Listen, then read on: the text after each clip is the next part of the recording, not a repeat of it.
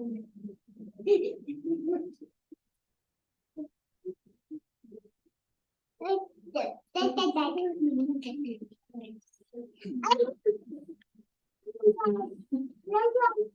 أعوذ بالله من الشيطان الرجيم بسم الله الرحمن الرحيم الحمد لله رب العالمين الصلاة والسلام على رسولنا محمد وعلى آله وأصحابه وأتباعه وسلم.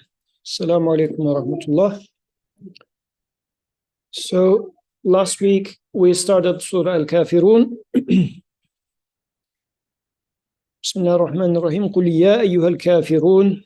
Say, O you that reject faith, لا أعبد ما تعبدون. I don't worship that which you worship. ولا أنتم عابدون ما أعبد. Nor do you worship that which I worship. ولا أنا عابد ما عبدتم. And I am not a worshipper to that which you have been wont to worship.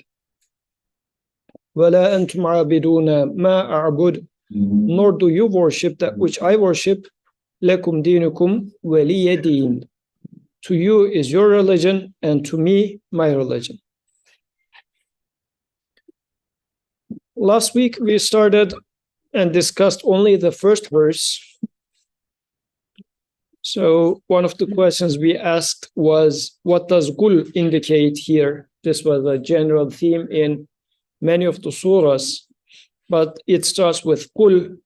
So as far as I remember, very quickly, I will try to summarize what we discussed. So one meaning was that Qul is not simply meaning repeat, like as a verbal statement, but it means take this, understand it, digest it, be convinced about it, and then after that, you're going to say it. So this is why saying in here is not simply just repeating a word or saying something without being convinced about it. So Qul is whatever I'm going to say, take this, process this, get convinced, and make a statement. Another aspect of this one was Qul, humans vicegerency. This also has something to do with human being a vicegerent. So the Creator is taking you serious and taking you as a envoy to the creation, and saying that you should be saying this. Another meaning that was mentioned, as I remember, was teaching me how to talk. So it must be that I don't know what to say in a certain setup, and my Creator is teaching me how to behave. So then, of course, I'm going to have the question, is this an issue for me? This could be another way to take it. Then, قُلْ يَا أَيُّهَا الْكَافِرُونَ. Say, O you that reject faith. Then we talked about what does kafir means. And we remembered again what kufr is. Kufr was covering truth, although I know it is there. So covering up the truth was what kufr is. And kafir is, in here, it's not الَّذِينَ كَفَرُوا, but kafir here. So it's a noun. So that action of covering up becomes, if you like, a name or a job description for someone. This is the person that's kafir. So it's not like doing it once. It is that consistently I am choosing to cover up the truth. So that would be the person who is kafir. And then, shall we talk to people like that was another point that we discussed. Because if we again think about the description of kafir, it is someone who is deliberately covering up the truth. So we were giving the example of, oh, Abdurrahman, you have money. Do you have money? And Abdurrahman says, I don't have any money. But I said, look, there is money in there. But then he says, oh, yeah, okay. I thought it was in my other pockets. Then he hands it over. Or he might like it's hard for me to say whether he says there is no money because he doesn't have money, and he doesn't know, and this is why he says no, or he deliberately knows that it's there but wants to cover up the truth. So unless I read his heart, I cannot really say which one it is. So from there we said, shall we talk to people like that? This is not for how to talk to at least a single person or identify them and find them and start speaking to them. But it was more speaking to ourselves. And then we talked about this is something that we left for this week. At the end of last week's discussion, Brother Birkan was bringing this up, if I'm not wrong. Is kafir related to agnostic or atheist? Was it you that you brought it up at the end of the week? I did. Like I was asking, that in Quran, we see terms like, the kafir, mushrik, but we don't see any term for, atheist or agnostic. Why this is so? Okay. And we'll talk about that, but before this, there was this point as well, which is the kul here is addressing a single person. But that single person is addressing kafirun. Like it's not like kul ya ayyuhal kafir or kul ya kafir. It's not speaking to a singular person, but it's speaking to a community of kafirun. So what was the point of this plurality over here?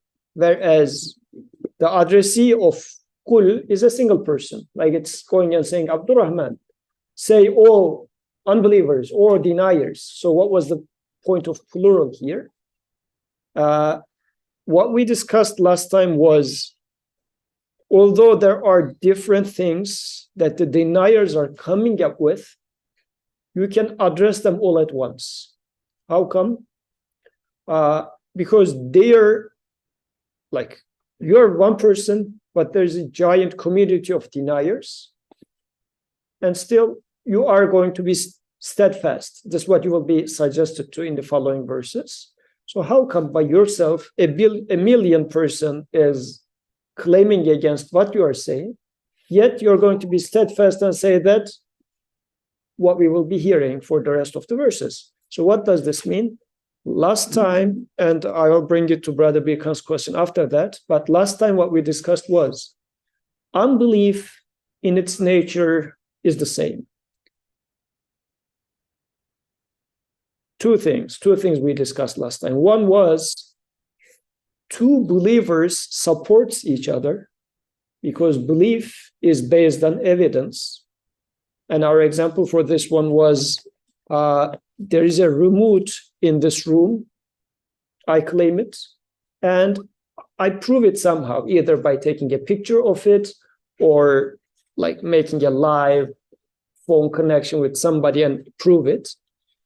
And another person comes and says, yes, I also saw it, and then comes up with another evidence, but two evidences. Since we are talking about a phone which exists and two persons pressing their finger on it, it's a proof, and our proof supports each other.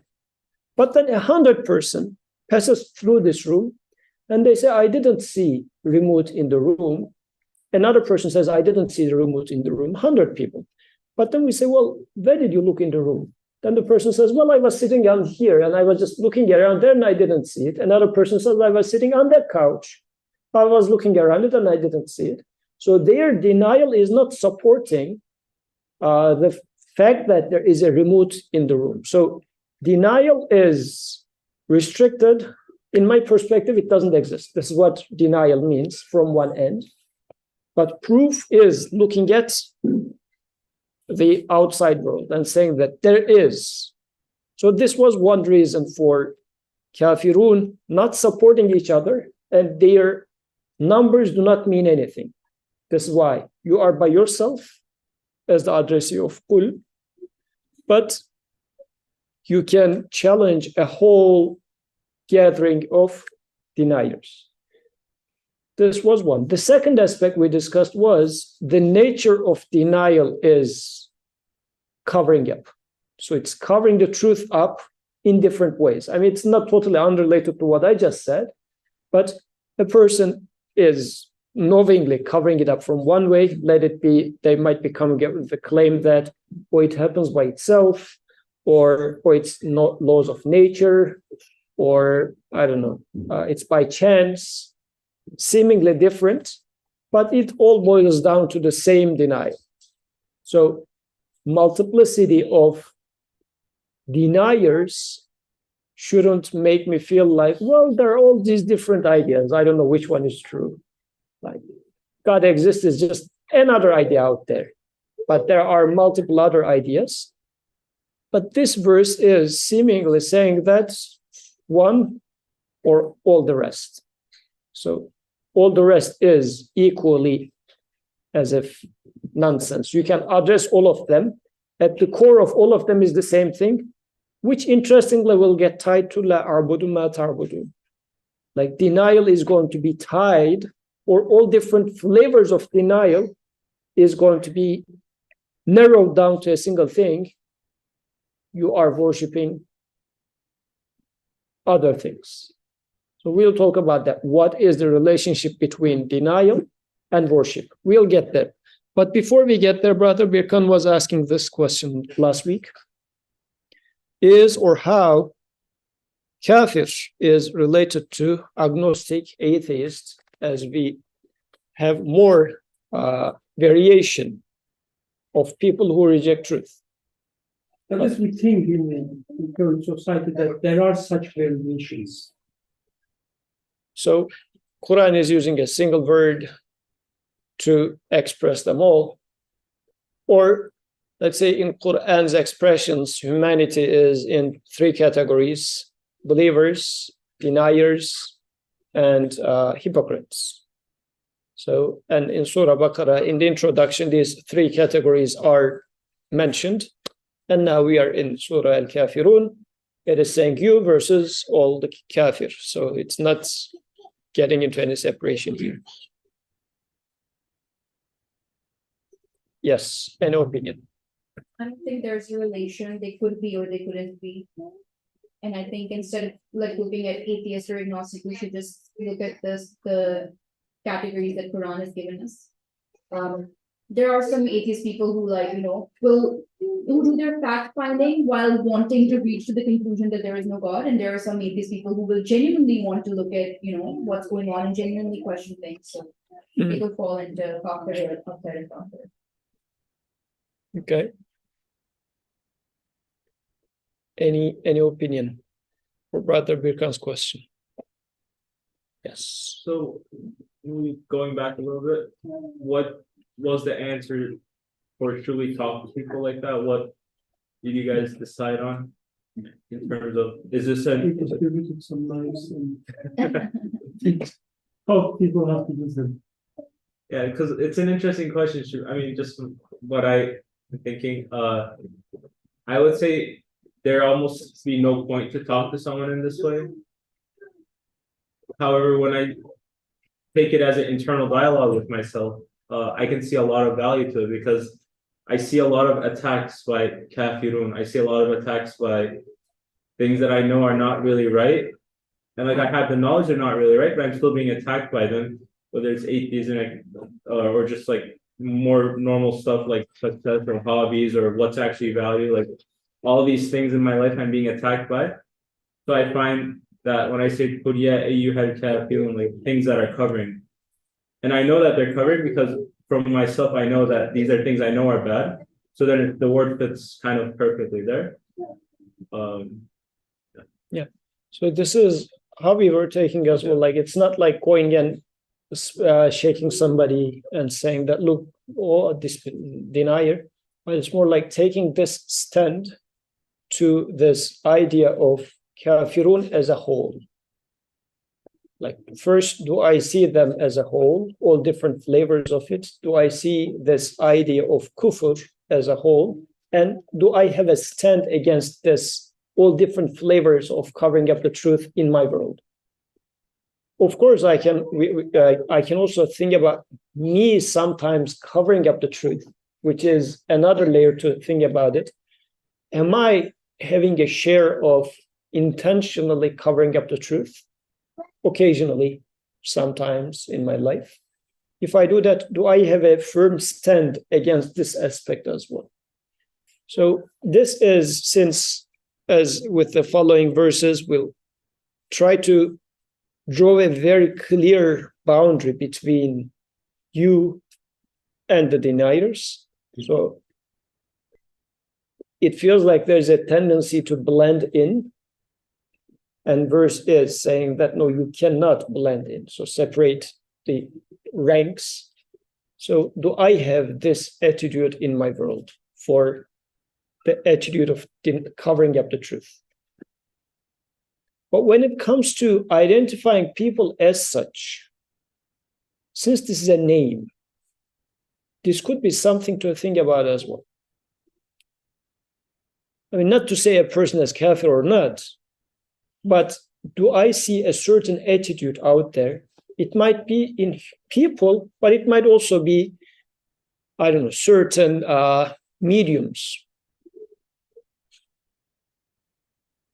Like in my school, how the language that is being used by whomever, whichever professor or whatever, but there is an attitude of a certain ideology which is being pumped in a certain way.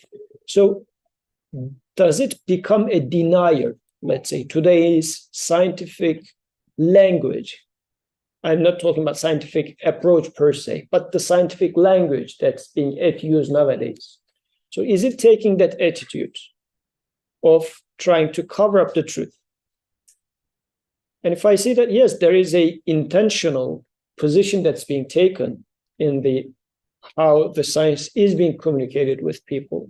So do I take my stand against this? Am I aware of that, for instance? Or language of media, or let's say advertisements, saying that it's being depicted in a way that this is how I'm going to become happy is being shown to me. Do I take a stand against this propaganda language? I mean, any sort of propaganda, but let's take it with the simplest, consumer propaganda. It's being presented as I'm going to be happy if I take it as such. It is covering up the truth. I mean, it's not going to give me happiness. And the guy who's trying to propagate or sell me that product knows that it's not going to, like, the guy's purpose is not my joy. He is trying to maximize his profit. That's why he is making it shiny and making a celebrity wear it or present it to me and whatnot. His purpose is not my good. His purpose is his own profit. So he's covering up truth, for sure. Am I taking a deliberate stand against this? Because their job in this case is to cover up the truth. So the job of kufr become a name for them. It's something that's being done again and again. So am I vigilant about this? Is something to think about. Yes. Could I also be talking to the different personalities or the different feelings in me? So could I be talking to the consumer in me? Because this surah, it's about, like, basically the event was that the Quraysh were like, well, like let's worship both gods. So this surah is sort of speaking out against that idea of having multiple ilahs. So it's like you look inward to yourself and you're like, okay, well, as long as I'm a consumer, I cannot be a Muslim or like the true Muslim, because those two things cannot exist together. I cannot have multiple ilahs. So it's sort of like fighting against that attitude within yourself. Yep, that's true. So in my individual world as well, am I taking that stand against this other aspect of mine, which is trying to cover up the truth and become a consumer, saying that no. Not consumer, I missed that. So it came with advertisements, which is intentionally covering up so that it's pushing you to become a consumer blindly with the hope that I'm going to become happy. Otherwise, just because being a consumer doesn't make you happy, right? Oh, okay. I mean, are you willing to spend money or? No, I'm just Okay. asking. I missed the link, so Okay. thank you for reminding me. So anything else you would like to add since you asked the question? Yes, I have Okay. something to add. So maybe one reminder. I mentioned this last week as well, and I want to repeat it.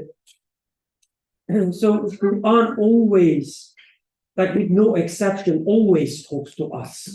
It's always about us. It's not like, some ayahs are about some people and the rest of the ayahs are about us. No, it is always about us. So the only way, therefore, to take such ayahs is to take them as talking about some concepts, some attitudes. So when we say Kafirun, it's the kafir attitude that's being mentioned here. Of course, in your life, you will have some people who are physical manifestation of these attitudes, and you will look at them and you can make a match between, this person's behavior versus what is said in Quran. It is a possibility, of course, but the next moment that person might become even more pious than yourself. So it's not about people, especially the people outside. It's always about me, my attitudes, my trends, and so on. So when we take it this way, going back to the agnostic atheists and so on and so forth, so there's no reason or no point of discussing whether people who call themselves as atheists or agnostic, whether they are nice people or not. Who cares? Like they can be nice people, good for them. But what is the point for me? So when I look at such different labels, do I see them as different options, as you said? Oh yes, I'm in a certain state. I call myself as believer, and there are some other people who are neither believer nor kafir, but something in between. Do I see it that way? Or I say, I either believe in true God and worship or not. That's easy. That's simple.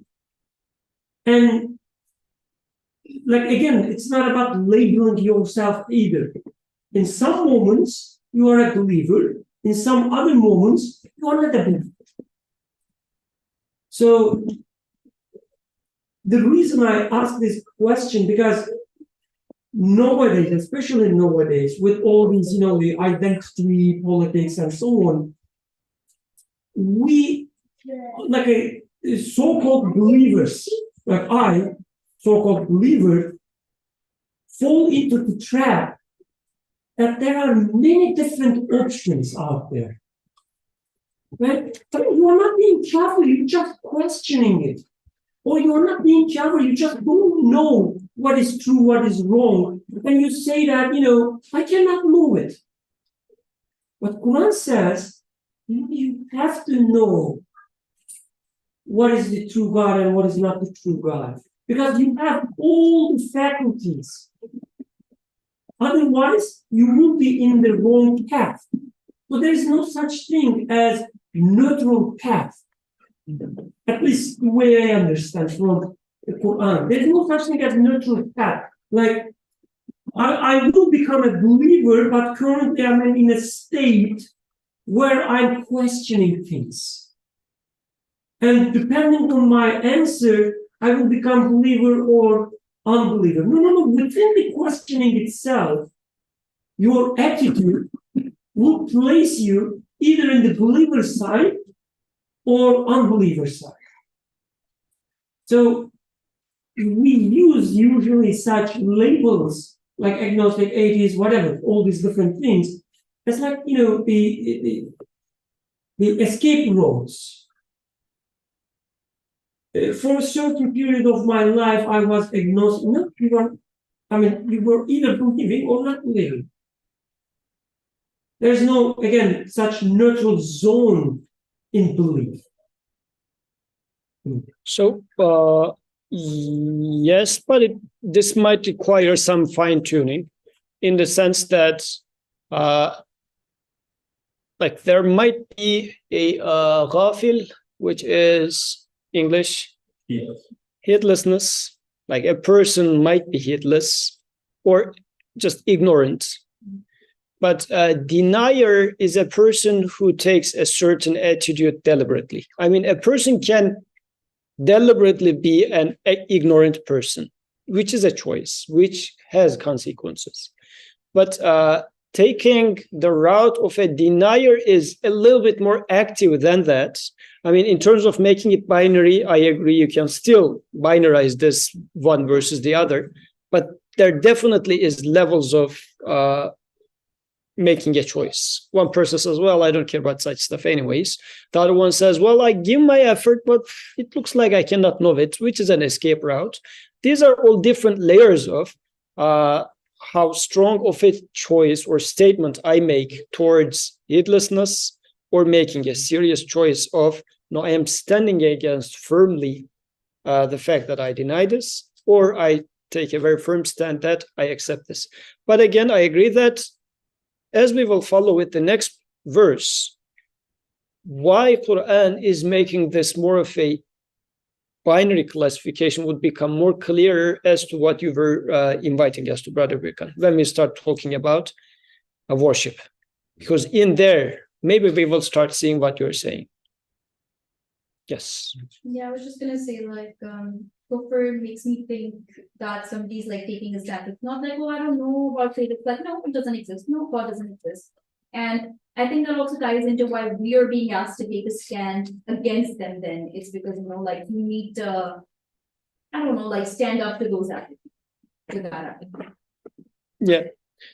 I mean, taking that stand is important because, as we will see, if I don't take a stand in my own world, I will start seeing it as okay, which means I might become okay with it eventually. So, like, for example, if I ask Dua, is it okay for you that children are being killed?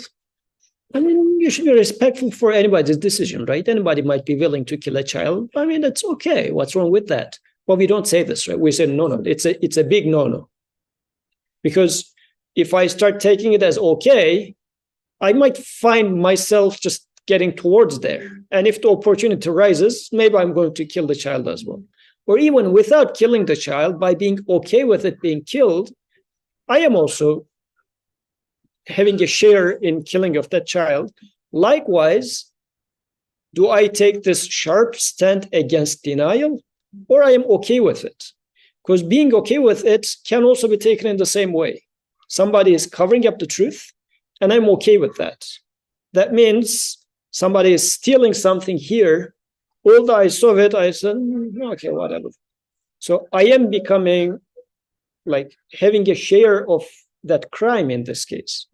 So, because what is denial here?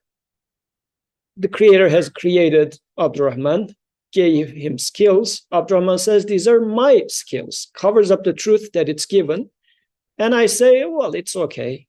If I say it's okay, God also created me and gave me skills. It's opening up a route for me to be okay with me claiming those properties, those gifts as mine. So this is why if I don't take this stand firmly, I start becoming or starting getting a share of this crime. This is why kufr of somebody out there, or in general, kufr should be, in my world, it should be like, no, it's unacceptable, as much as killing of a child, as much as, however, the worst evil thing you can imagine, is it as evil of a thing in my world? Okay, so here is a set of verses. I took all of them at once. Let me read them. Mostly, there's a recurring theme here, but at the end I will ask a question. Is it a repeat, unnecessary repetition, or is that meaningful? La a'budu ma ta'budun. So this is after Qul ya ayyuhal kafirun. So now, what am I going to tell them? Or to the unbelief or denial in general, what is my stand. La a'budu ma ta'budun. I don't worship that which you worship. وَلَا أَنْتُمْ عَابِدُونَ مَا أَعْبُدُ. Nor do you worship that which I worship. وَلَا أَنَا عَابِدٌ مَا عَبَدْتُمْ. And I am not a worshipper to that which you have been wont to worship.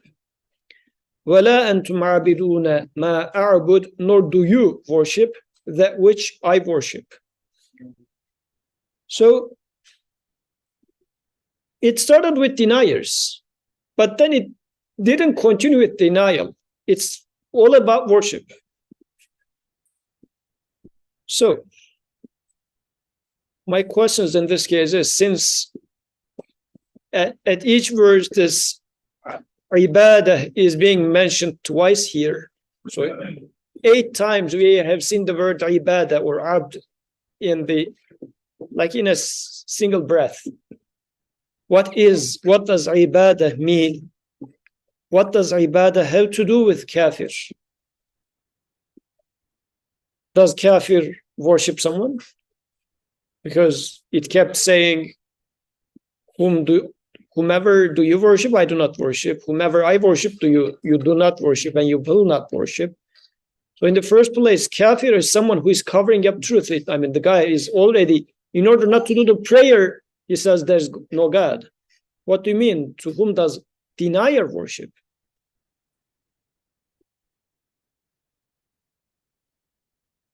Okay, let's see. And then this is going to be my next question. What is the necessity of differentiating whom I worship versus whom kafir worships? Because it looks like several times by saying that I don't, you don't, I don't, you don't, there seems to be a clear distinction needs to be made, and my creator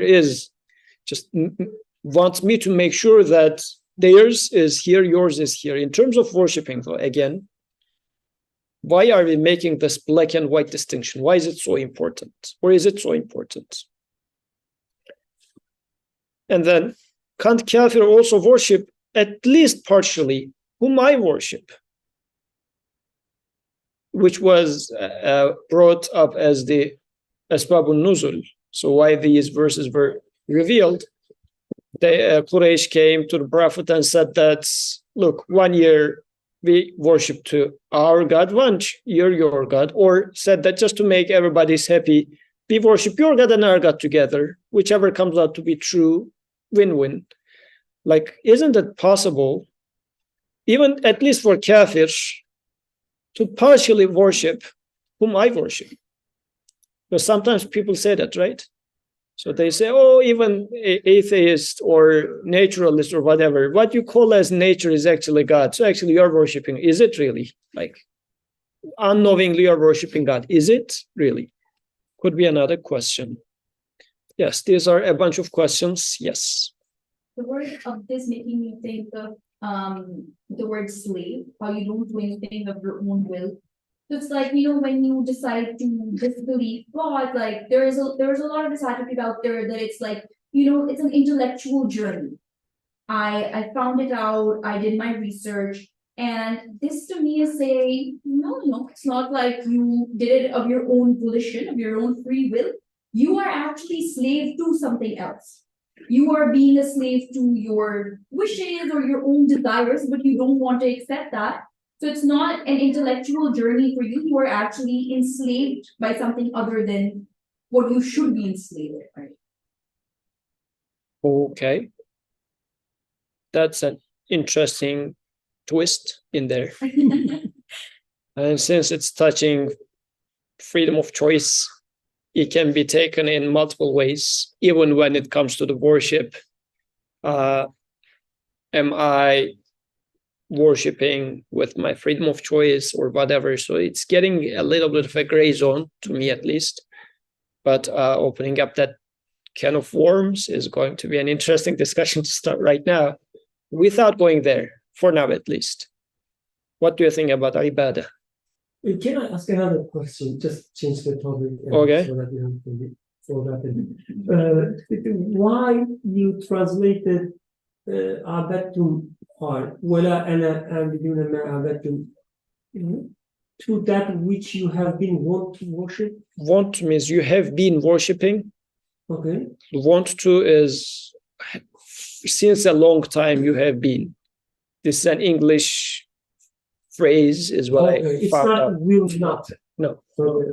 Like, it's for a long time you have been Okay. doing it Okay. like that. Okay. It's your language. Oh, that's the reason I don't know. I see. Might not. Thank you. So, وَلَا أَنَا عَابِدٌ مَا عَبَدتُّمْ. Yeah. So, let's start from the beginning. Like, kafir is the covering up of the truth. The person who denies. Does kafir worship someone?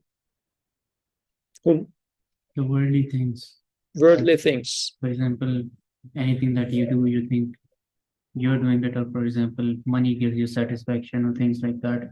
The kafir is worshipping all of those things instead of worshipping the creator who has bestowed us with all of those things. So what does worship mean then? Like the guy is simply going to work and then buying a coffee in the morning from a good coffee shop. Like, is It's it a really pious person helping everybody else? like what's wrong with buying the best coffee? Is it worshiping coffee? If you think that this coffee is the best, and like something in the coffee itself makes it the best, then it is a problem because like you're cutting off that connection with the creator. Okay, we'll get there. Yes. I guess the way I was thinking of it was, of ibadah is like expressing my need of something. Expressing my need of something. Okay. So. In case of if you can apply it to coffee, it's going to be even nicer, but go ahead. So in terms of, I guess this kind of reminded me of the discussion we had where it's not like, when we were talking about like, whether you worship like the creator or whether you don't, there's no sort of in between ground, which we kind of talked about, where it's like, oh, I don't really care, this doesn't apply to me. I go about my daily life just fine. But I think like sort of the conclusion that we came to is that we're always worshiping something, or we are always in need of something, or we always like rely on things to work in a certain way. So like, for example, we might say that, oh, I need water, because I have this need that water fulfills the need of thirst. And it's the water that is fulfilling that need and not the one who created the nature of water to like be able to fulfill thirst. So here the kafir would be the one who takes like the water as the like means of fulfilling thirst. So therefore like worshiping the water and attributing something to the water that the water doesn't inherently possess. It was given a quality. Yep. So then in this case, can we say it as abid or slave, let's say, is someone who is weak or needy before a master. So if I am feeling weak or needy before water, or I want to stay awake, or I want to get the joy, which is in this coffee shop. So since I started with coffee, so that coffee is the best coffee, and only that coffee is satisfying it. So somehow I am realizing my neediness, but who will fulfill that need? Water, coffee. So mentally, I am feeling like I am belittled before coffee. So I am implicitly prostrating to this coffee, because that coffee is going to satisfy me, that water is going to satisfy me.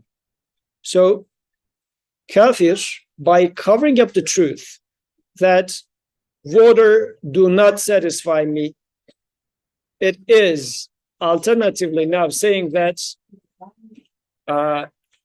water becomes my Lord, my creator. Yes. This actually reminds me of a video that Gerard seen to me today, which had this Indian person. He was talking about how like we should support Israel to the best of our extent, whatever. And George texted me and he said, like this person, he's still serving the West. The West is his master still. And that is what that's making me think of. It's like who you worship is who you serve, who you're praising. So it's like sometimes we do some activism, right? But like, for example, feminism in Pakistan. But what you're really doing is you're not thinking of your own problems, Pakistani problems, you're thinking of feminism in the West. You are looking to the West as your master, you're praising them and you're glorifying them. So, yeah. So in this case, like realizing your weakness towards something that which is stronger. This is why you think that that strength is going to satisfy you. In Zarin's example, that strength was water. Water will quench my thirst, or coffee, or West, or this or that. But before them, I realize my neediness, and hence I take the position of a worshiper.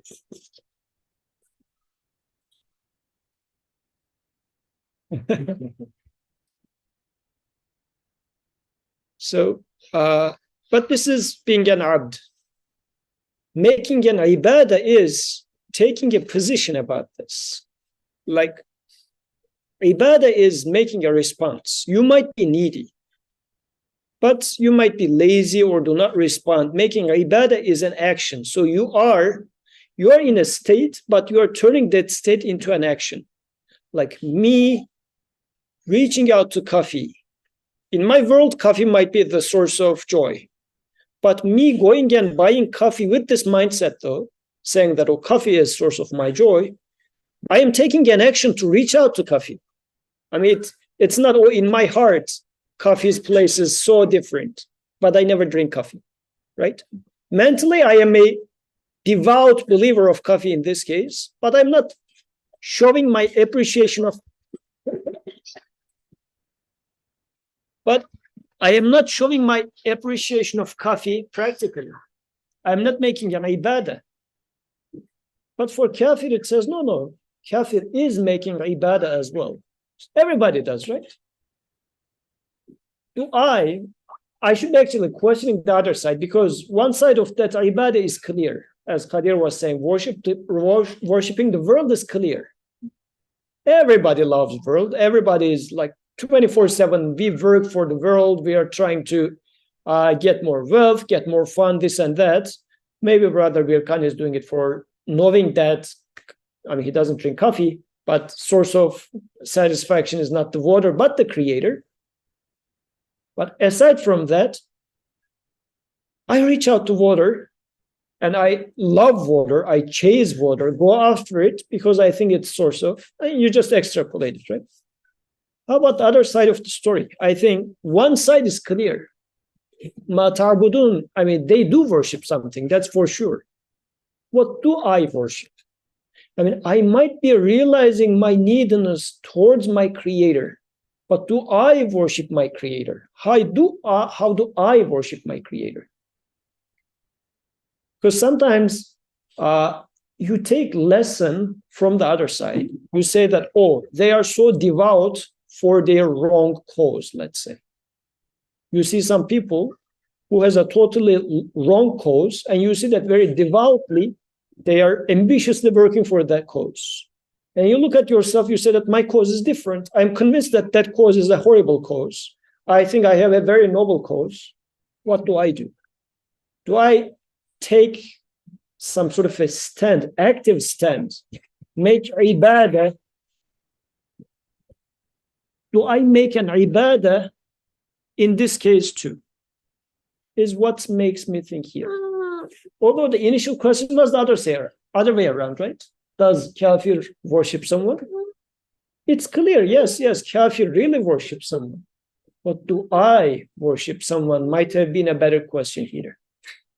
Or is this distinction a good means for me to question myself and say that, whom do I worship?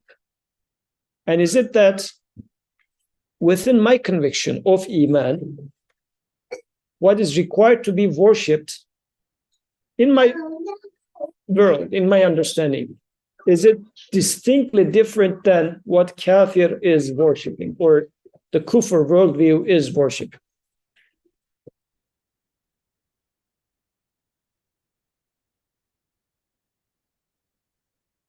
And this being said, again, let me put another question right there. What does this ibadah have to do? Like, why did the topic brought up is ibadah right after kufr, but not iman?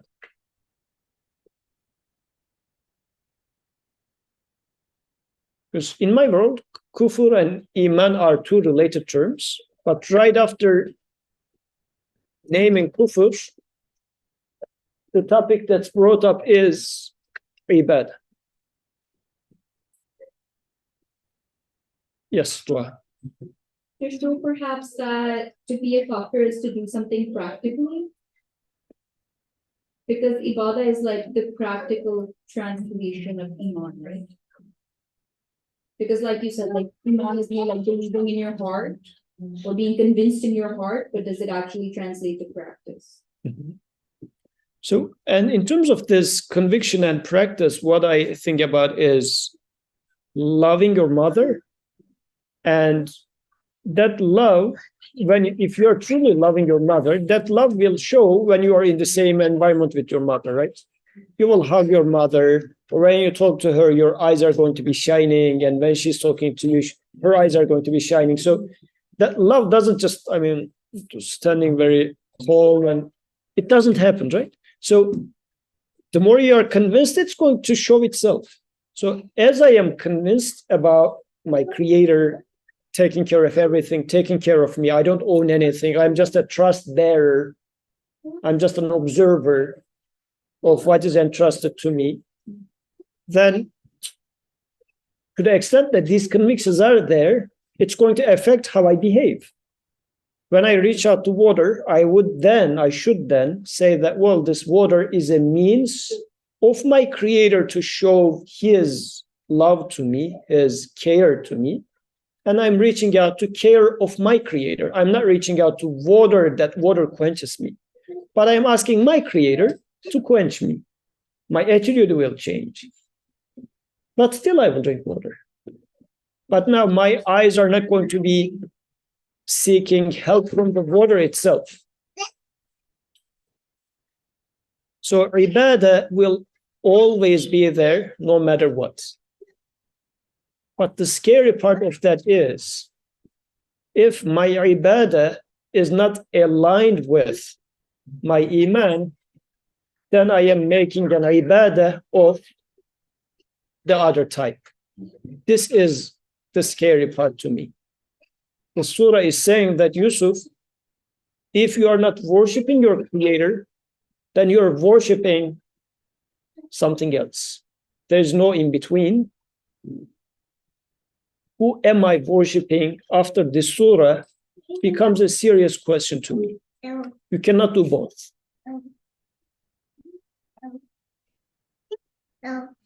And there's no option of not worshiping. If I'm being, let's say, even at this level, if I take worshiping as prayer, salat, because my salat, my conscious salat, should be really changing my perception of drinking water. If I'm not doing salat altogether, or making a salat which is an salatihim sahun, right before this we were studying ma'un, alladhina hum an salatihim sahun. So maybe my prayer is altogether lost. In this case, I am worshiping something else totally. This surah is as if making me worried about my worship by drawing this distinct two sides. I am either here or there.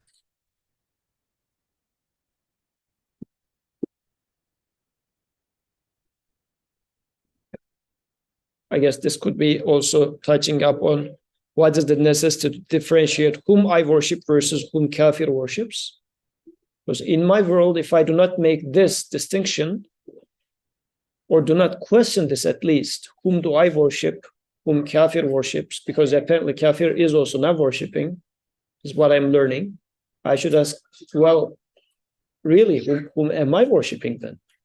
Am I worshipping the one that denier of truth is worshipping? Or am I worshipping my creator?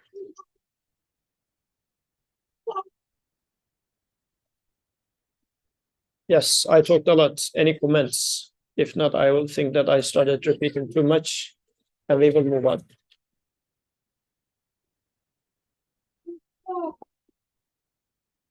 Okay, it looks like everybody got the point. This is what I say to class, especially the 3 p.m. class when they are sleepy. I say the face that got bored versus the face that got lost look the same. I don't know if students So there's a face that got bored okay. versus the face that got lost, they look the same from outside. So I feel like, okay, it looks like they got bored. I continue. Unless somebody raises the hand and asks a question or makes a comment, it's hard to distinguish. Even after that statement, no raise hands, so it looks like move forward. If you can collect data, like a questionnaire, whether they were lost or both, I can train a model for you. Okay. Okay, somebody got lost. No, you raised your hand, right? No. I moved there. This is another thing. Yes, Checking my, the light circle around me.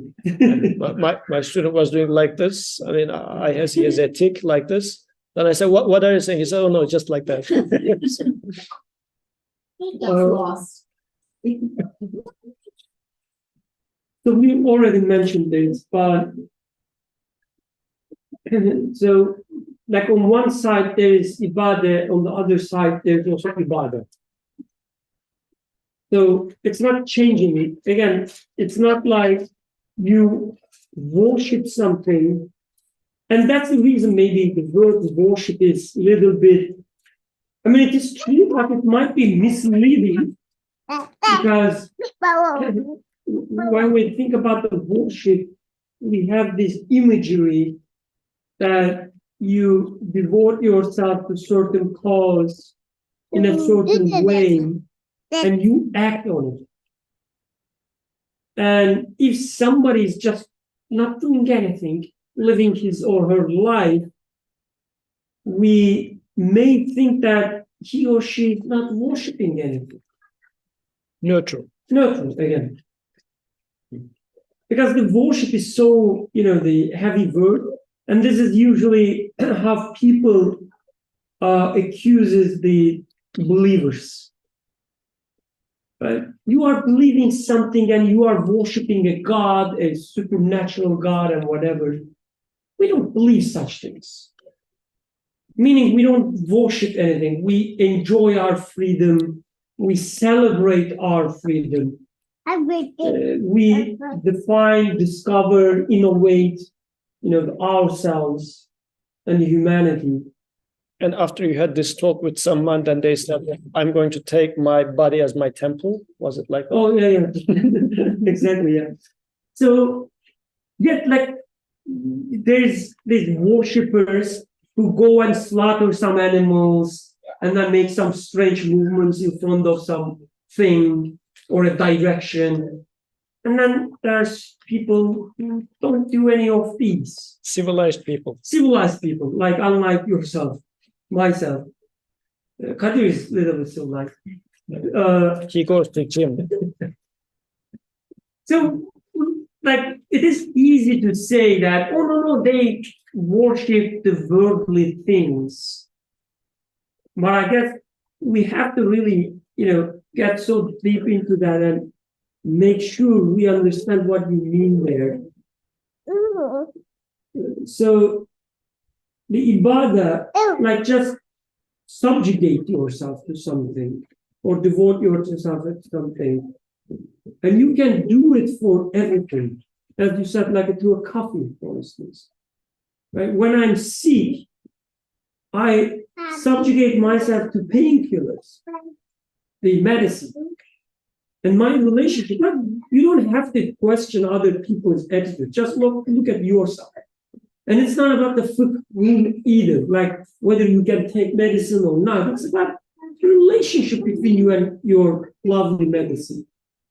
In certain moments, when I'm in a constant pain, and if there's no painkiller at home, I get angry.